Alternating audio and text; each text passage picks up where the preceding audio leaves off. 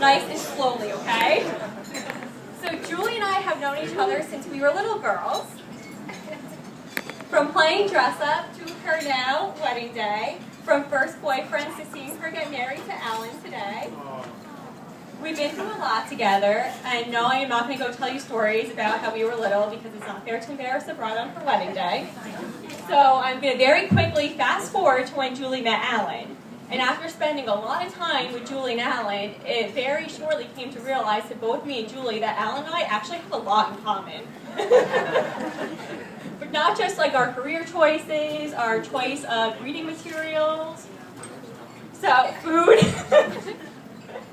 So that's how I know that Julie and Alan are going to have a lovely long marriage, because she's put up with me for over 25 years, so you're in good hands. So can everyone please raise your glasses and cheers to all the happiness that Julie and Alan deserve today. Cheers. That's a toast. Toast, yell toast. Hi everyone, I'm Jenny. I'm one of the maids of honor. In case you didn't know, maid means single, so I'll be on the dance floor later. Oh, bow chicka bow wow.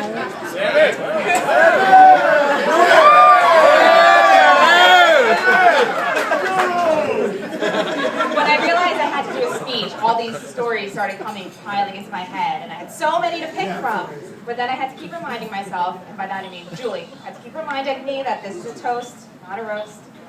Nobody wants to know the stories of us dressing up like cowgirls. It wasn't even Halloween. Or romantic picnic dates we had with each other. They want to hear the sweet stories. So I can't think of a better story than when I realized we were going to be lifelong friends.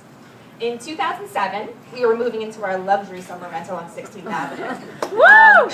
And as we were moving in, we heard these blood-curdling screams. So we looked at each other, we looked at the TV, and we're like, okay, it was neither of us. We went outside. It turns out our neighbor was pinned to his house by a tractor.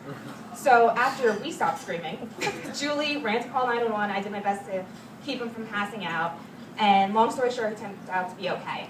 Rescue workers came and pulled him out. But in that moment, we realized we were telepathic with each other. We looked at each other without saying a word. We ran to the boathouse for some beer. Moments like these help us to realize that certain people are just a part of our life forever. And I can't imagine how many Alan and Julie have had over the past few years. I know on the surface they don't seem very similar. Alan is a huge sports fanatic, go Giants. Julie yells touchdown at baseball games. Dolphins. Go Giants! Why would you root for a team that loses every season? More similarities than you realize. Oh, come on, Giants! They have a lot more similarities than you realize. Have you ever seen their wardrobes? The both of them could probably rival any Nordstrom, Macy's, or Bloomingdale's facility. Also, they both have fantastic legs. Alan will probably try to show you by the end of the night. Even more, they have one Asian and one white best friend. What are the odds of that happening? But I think their biggest commonality between them is their love for each other. Over the years, they've gone to see that they truly love each other and stepped into this thing called marriage. I know that the saying goes that for every person, there's one other person. For Julie, that person's me. But I'm willing to share her with you. Alan, it's been a pleasure getting to know you over the years, and I'm so glad you've come into her life and made her happy. Julie, I'm not looking at you because I'll cry.